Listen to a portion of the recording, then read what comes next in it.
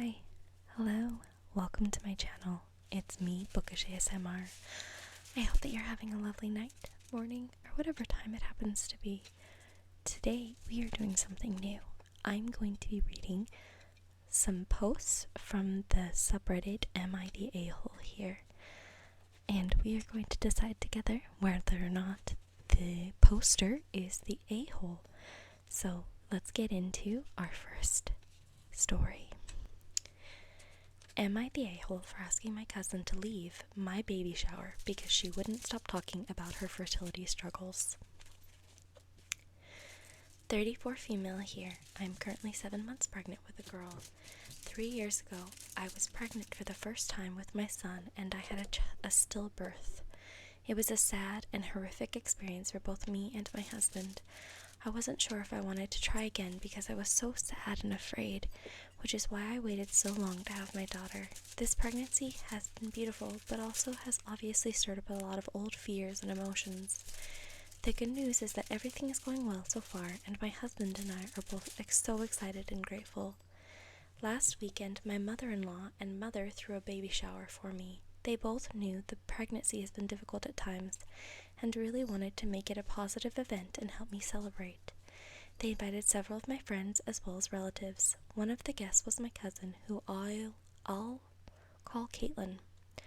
I love Caitlin, but she has the tendency to make things all about her. She is a beautiful little girl, 4 female, and is currently trying for another child. I know she's had a hard time getting pregnant for a second time and has tried IVF. I know she really wants a second child, so the experience has been difficult for her. Anyways, during the shower, my guests who have children were going in a circle and giving me advice. Everyone was so kind and positive, which I really appreciated. But then it got to Caitlin, and she started crying and saying that I should always appreciate my child because she's a gift from God. She then started talking about how lucky I am and told the entire table about her fertility issues and how she's had such a hard time getting pregnant. This went on for about half an hour, and it completely shifted the focus from my daughter to Caitlin and her fertility issues. Even after we were done with this activity, Caitlin was crying and talking to several of my guests about her infertility. At one point, I went into the kitchen to help my mom tidy up a bit, and Caitlin came up to me and started talking about how difficult the baby shower has been for her. To be honest, I snapped. I told her I understand she's going through something difficult, and I have a ton of empathy for her, but the day was about celebrating my daughter. I told her if it was too much for her, she shouldn't have come at all, and I would have fully understood. I also explained to her that after my stillbirth, it was bittersweet seeing her and my other friends with their beautiful, healthy babies, but I never made events that were about my friends and their children about me and my loss. In fact, my cousin's daughter was christened a few months after I lost my son, and I selfishly had a difficult time watching this ceremony because I was thinking about my baby. I didn't tell anyone this because I didn't want to take away from from her daughter's special day. And my husband and I both smiled through the ceremony and celebrated with everyone else. I also told her that the pregnancy has brought up all kinds of difficult emotions, and I wanted a day of love and happiness with my loved ones. Caitlin basically accused me of minimizing her feelings and not understanding that everyone handles grief differently. She said her reaction was a normal response to what she's going through, and I basically said if she wasn't in a place to celebrate me or my daughter, I understand, but she needs to leave. She went and got her mom, and they both stormed out of the event. After the guests left, I told my mother and mother-in-law about our conversation, and they agreed that she was being completely inappropriate and insensitive. My mother-in-law even said that she wanted to ask her to leave because it was so tone-deaf. I got a call from Caitlin's mother today, and she expressed that she was astonished by my lack of empathy for Caitlin and what she's going through. She told me if I don't apologize for kicking her out of the baby shower, I'll never be invited to their house ever again. Am I crazy for feeling like my complaints to Caitlin were valid? Am I the a-hole, and do I owe her an apology? Okay, so just no. You're not the a-hole here. I have actually a personal story about this, but I feel like no matter what you're going through, you don't go to somebody else's celebration or their event and make it about you. That's just very just really inappropriate. I did not think you should be doing that. So one time I had gone through a breakup and it was very difficult for me. And on what would have been a significant date in our relationship, think an anniversary, something that mattered to me a lot, it happened to correspond to a very busy weekend for me, where in the morning I went to my brother's wedding and because I was at his wedding in the morning, I wasn't able to attend the reception because that night I was attending one of my best friend's reception. So in that day that I was very focused on the loss that I was feeling, I was attending weddings and receptions and being surrounded by people celebrating their true love, and here I am brokenhearted and just losing it. And I tried so hard to keep it together and not make anything about me. I don't think I mentioned to either of the couples, anyone on either side, that I was brokenhearted and I was struggling, and it was really hard. And then at some point during the reception, my friend's wedding reception, it became too much for me and I started to tear up. I went to the bathroom and bawled, and then I splashed water on my face. I got a little bit together, and then I said, I gave her a hug. I told her I loved her. I said, congratulations, I'm not feeling well and I'm going home, and I left. And I didn't have to say anything about, my broken heart. Obviously, I don't think that breaking up with my boyfriend at that time is anywhere near as traumatic as what this cousin Caitlin went through, okay? Obviously, it's not the same, but it's, complete different magnitude of suffering of the poster's, stillborn child, or Caitlin's fertility issues. This is very serious, very difficult. But that doesn't discount the rule of thumb that I took from this, which is if you are struggling to attend an event because it brings up hard memories, politely excuse yourself. You don't have to be there. And also, it kind of hurts your feelings to realize it, but for the most part, people are not going to care so much if you're there on a day that's supposed to be all about them and their happiness. It's just literally not about you, So anyways, that is what I think on that one. My wife left me months ago and now expects everything to go back to normal. I am a 32-year-old man, and my wife Jamie and I have been married for 4 years. We have a 2-year-old son, and we both have jobs, although I work much more than she does, and my job takes me out of town every couple of weeks. Jamie had a few complications in the last 2 months of her pregnancy with our son, Thomas, and because of that she was not able to work anymore, so I started working more hours at my job, which did take me out of town more, which neither of us were happy about. Thomas's birth also had many complications, with both my wife and son almost passing away. Her doctor ordered that she would need multiple surgeries as well as physical therapy to recover, which meant that she would be out of work for the next 6 months at least, which meant I still had to work more and go out of town more often, which put a strain on our relationship and prevented me from spending as much time with our son as I wanted to. Although the situation with our family was tough, her parents came around a lot and helped out as much as they could, which we were very grateful for. Over the next year and a half, Jamie eventually started working again, but not as frequently because she was Thomas's primary caretaker due to my work hours. She was almost always at home with him if she wasn't working, and I knew she was unhappy about it, and so I badly wished I could have stopped working to help, but I had to sustain our income with my job.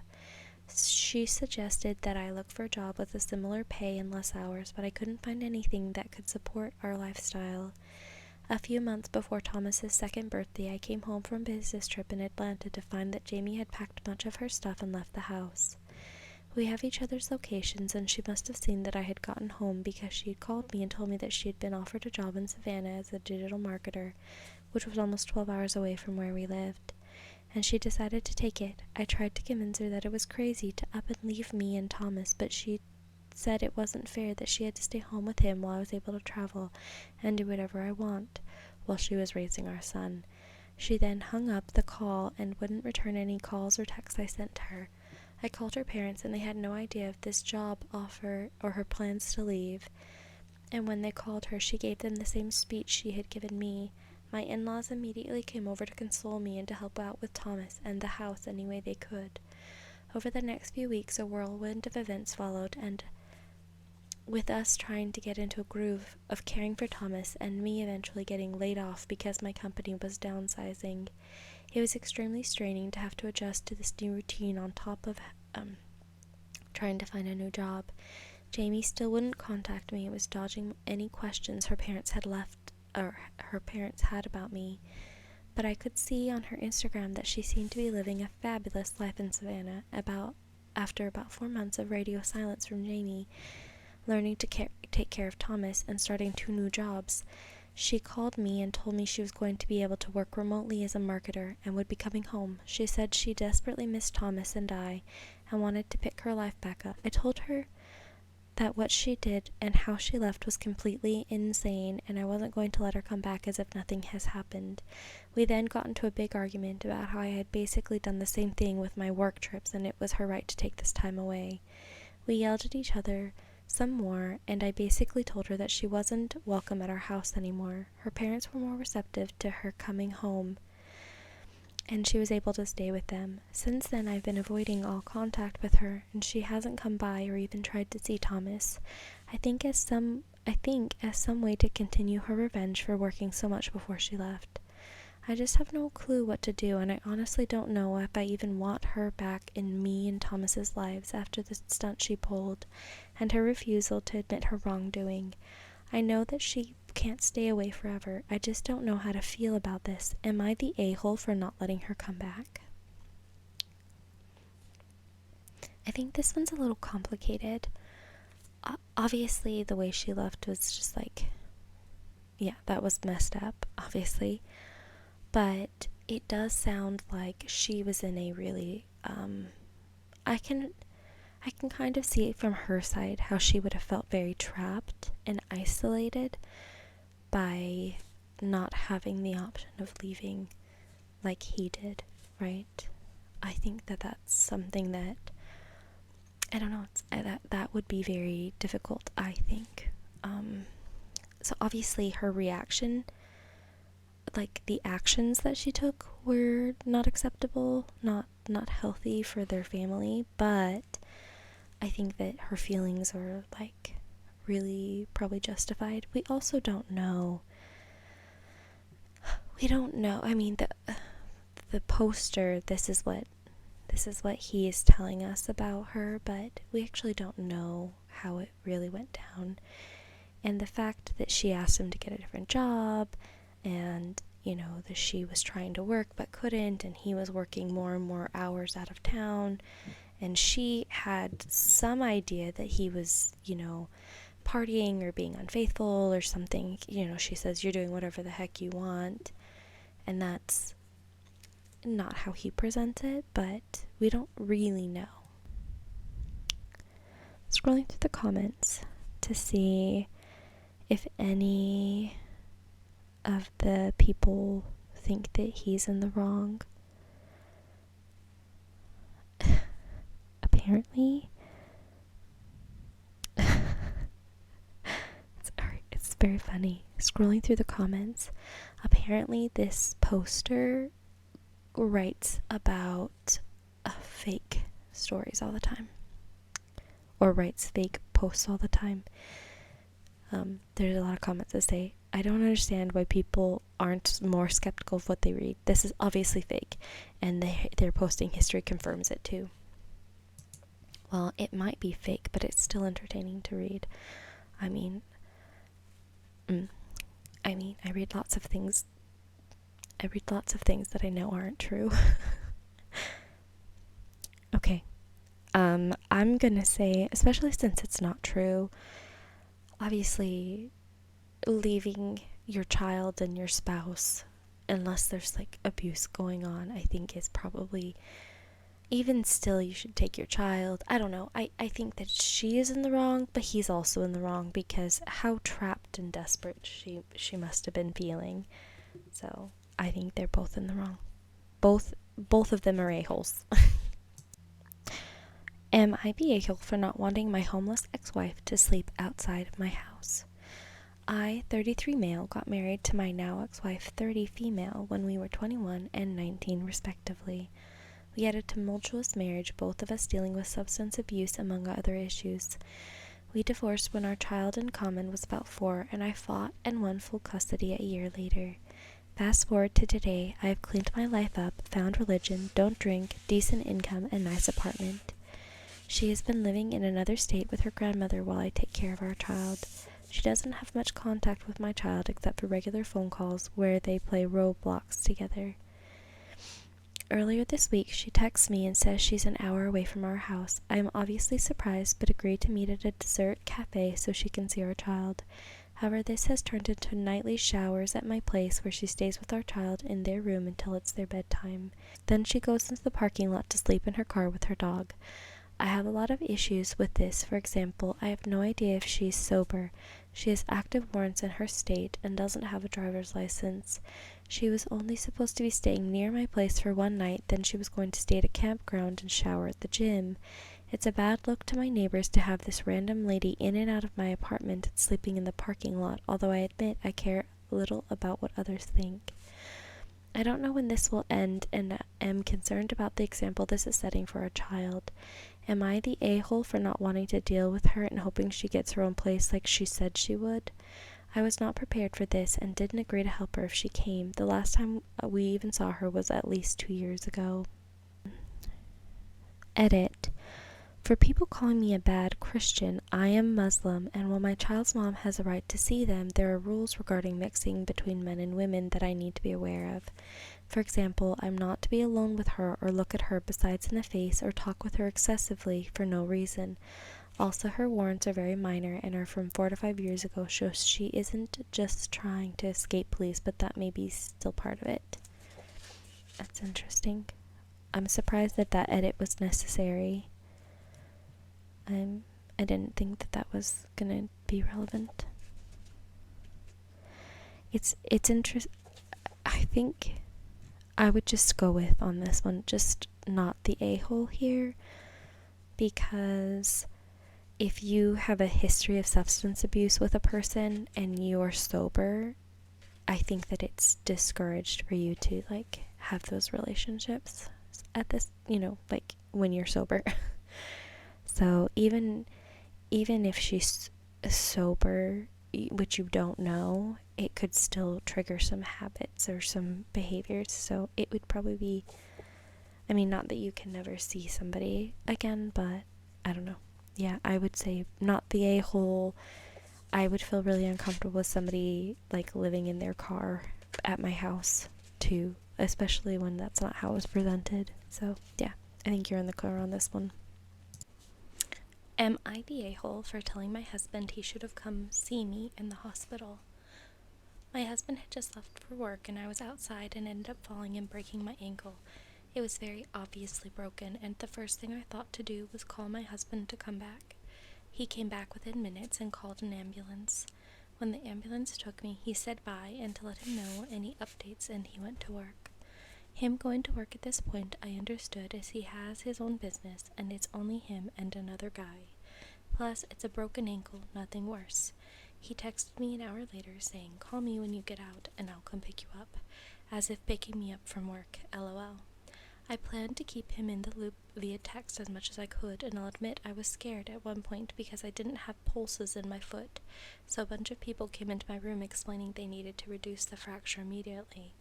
So they put me out while they did that. Thankfully, a kind nurse held my hand until I was asleep, lol. Once I was awake and back to the baseline, I was in a hallway bed waiting for ortho, who eventually came to me and said I'll need surgery that night. I asked him to bring me some things, but they wouldn't let him in. He tried, but ended up leaving. Once I was in a room, it was late-ish, but I told him visiting hours were 24/7, come whenever or tomorrow, because we haven't heard about when they were to do the surgery yet. He said okay, he'll stop by tomorrow, but he has to go to the bank at 9:30, so he'll see when he can come pick me up. I never said anything about picking me up, lol. Anyway, I said okay, I'll keep you updated. An hour later, I text him I'm going into surgery, no answer. I text him when I wake up after surgery, no answer. To be frank, it's 1 a.m. lol. However, I later learned he did not have his phone on ringer and the surgeon tried calling him and he didn't pick up. Fast forward, and the next day he eventually picks me up in the early afternoon, and I learned he ended up not going to the bank or anything. He never came to the hospital to see me all morning or afternoon, only came to pick me up. Anyway, a week later I told him I was upset about him not being there or having his phone on. What if something in the surgery happened and she needed to reach him? He was sorry, but didn't know it was a big deal because no one came to see him when he was in the hospital, which was before we even met, like 15 years ago. I said that I'm his wife. He should have been there at some point for me. I was scared and I had to have surgery. Anyway, he seemed upset that I was upset with him, which made me feel bad, lol. Am I the a-hole here? The comments are like pretty unanimously not the a-hole, which I agree with. I found this one comment that I think is like takes it maybe too far though. This one says, not the a-hole. You are in a horrible and dangerous situation and you should be aware of it. There are two possible explanations for your husband's unacceptable behavior. 1. Your husband is a mentally defective, deeply stupid person who doesn't know how to function as an adult. This is the best case scenario. Sorry. It's just silly. This is the best case scenario. 2. Your husband is not stupid. He just doesn't care if you live or die. I would never share my life with a person in either profile. I must repeat, this is dangerous, OP. You're risking your life with this man. I definitely agree that the woman in this story is not the a-hole, but I think that some people are just really clueless, like what emotional, especially, not to be, sexist here, but I think especially men, a lot of times they're not raised to have that emotional intelligence to like think about what is she feeling and she's gonna need some support.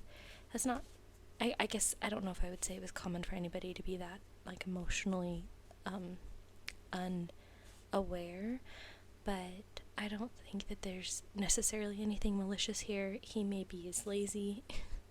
That's possible. It's also possible that he just didn't think that she needed support. Especially he mentions that he was in the hospital and no one came and saw him, so maybe he just thinks that that's like the normal thing. It could be, just a difference in like the way that they were raised, or, but I mean, definitely he should have been there. If anybody I knew was having surgery, like one of my siblings or a parent or a niece or nephew, if anybody was having surgery and there was, or like even going to the hospital and there was no one else there, I would go. Like, I have gone with my siblings before, like if they have a medical emergency. I've driven them to the hospital and sat with them overnight and called in to work the next day. That's pretty, like, nobody wants to be alone and afraid and unsure what's going on in the hospital. So I would be unhappy with this man's response. I think it would really hurt my feelings, obviously, that he didn't show up when you needed him, but then it would also hurt my feelings that when I tried to talk about it, he got like counter mad at me. That's a kind of a red flag to me, but I'm not saying, like this one poster is like, oh, it's dangerous. I don't think so. I think he's just not good at thinking about other people's feelings, and that is something that especially with like counseling, like couples counseling, you could really like overcome that. So yeah, I hope that the poster gets a lot of good help. My 28F sister Bree, 29F, is getting married a year from now. Recently, she reached out to ask me to be a bridesmaid. I was surprised because Brie and I aren't super close, but I was happy to be a part of her special day. I used to be extremely overweight, and last year I decided to take control of my health and lost 75 pounds. I am much happier and healthier than I was, but I'd like to lose another 60. This became complicated when Brie sent us a link to the dress she wanted us to buy.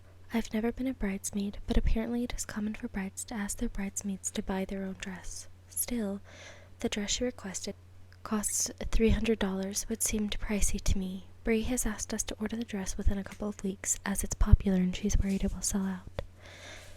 I called Brie and told her I am on a weight loss journey and I'm not buying clothes until I get closer to my weight goal, unless they're from Goodwill or Walmart or something.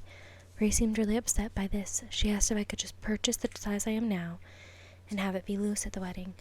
I told her I plan on being almost 60 pounds lighter by the wedding, so the dress won't be loose, it will literally fall off. Brie asked then if I could slow down my weight loss until after the wedding so the dress would still fit. I told her absolutely not. I feel amazing and I'm already losing at a slow and steady pace. I presented Brie with 3 solutions. 1, I can wait to buy the dress until closer to the wedding, as I requested.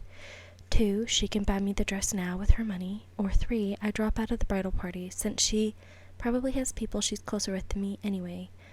Brie did not seem keen on any of these options, even removing me from the bridal party. She told me I was ruining her big day, and that it's about her, not me, so why does it matter if I wear a dress that's a little loose? I hung up after that to give Brie some time to cool off, but then I got a call from my mother telling me what a horrible sister I was and how selfish I was for not just ordering the bridesmaid's dress. She reiterated how it's Brie's day, not mine, and when I have my own wedding I can do things exactly how I want. To be truthful, I'm finally starting to feel confident and to like how I look. Before I started losing weight, I wouldn't have cared if I wore a too loose dress because I was fat and ugly anyway. Now, even though I only buy dirt cheap clothes, I make sure to buy clothes that flatter me and accentuate my curves. I put a lot of effort into hair, makeup, and overall presentation, so yes, even though it is not my wedding, this will probably be the first formal event I go to after having lost weight. And I know lots of pictures will be taken. I want to look my best for these photos because I know I will look back on them and remember how hard I worked to get there. Does this make me a selfish a-hole? It has the badge that says like a-hole, but reading through the comments I found very few that were like, actually you are the a-hole. It seems to be people who think that the people who think OP is an a-hole basically say buy the dress now and have it tailored, or buy the dress now in a size that's a little bit smaller and have that tailored. But it's actually really difficult to take a dress in very much. If you lose a significant amount of weight like this, most tailor shops will not take in a dress that much because you're basically just remaking the dress at that point. So that's not really a very good option, but a lot of people in the comment were suggesting that. Anybody who said not the a-hole were basically saying that. Some people said, if you don't want to be in the wedding, don't be in the wedding. People talked about the price. I think ultimately it just is not reasonable to ask somebody to buy a dress that's not going to fit them. The last little bit of the post where she's talking about not wanting to make her debut in a dress that doesn't look good, I don't really care about that. I think it sort of shows like a selfish motive behind not wanting to do that, but it is her money and she's allowed to be selfish with it. But it's also like, if she really does lose 60 pounds, the dress is not just going to be loose, it's just not going to fit. And what is she supposed to do at that point? Wear a dress that just doesn't fit? So, in my opinion, this person is not the a-hole. Am I the a-hole for telling my sister that it's implied that she'd have to pitch in around the house if she's staying in rent-free? I, 29F, inherited a house from my maternal grandma. It's near the city, so I can get to work, and it's big enough for me, my 2 kids, and my husband. Even on our 2 salaries, my husband and I wouldn't ever be able to afford a home like this, even though we are pretty frugal and have savings. The housing market is tough, and we were extremely fortunate. My half-sister Ella, 25, from my dad, and I are very close. She landed a new job in the city center. On her salary, she can afford to rent a place in the city center area, and living on the outskirts and paying for a train there and back isn't cost-effective. She asked me if she could move in, as this was her dream industry, and although the pay wasn't great, it was for experience, and once she'd saved enough, she could get on her own feet. Ella got laid off around Christmas and had been trying really hard to find work, so I offered her the guest bedroom. She said she'd help around the house. She's been here a month and been busy with her new job. I asked her occasionally to help out making dinner and put the kids to bed if me and my husband are running late, and it's been fine so far. I asked her on her work from home day to pick up my youngest from school, as the nurse said she was sick. I couldn't reach my husband. There was major train delays on it, so it would take me at least an hour, and my house is a 5-minute walk from my kids' school. Ella texted me back to say that she was working, but she'll try to pick her niece up when her meeting finished. I got upset. My daughter was sick, and Ella said she would try and pick her up after her meeting. I called her to tell her boss that she needed 20 minutes to pick up her niece for a family emergency, and then she could continue. Ella argues that she still had to work for the rest of the day, and she didn't have time to babysit her niece. I told her that I expected her help around the house when she moved in, and she said that she wasn't free labor. There's tension in the house now, and I wanted a second opinion. Edit to add, I did not call her boss. I asked her to call her boss and asked. Okay.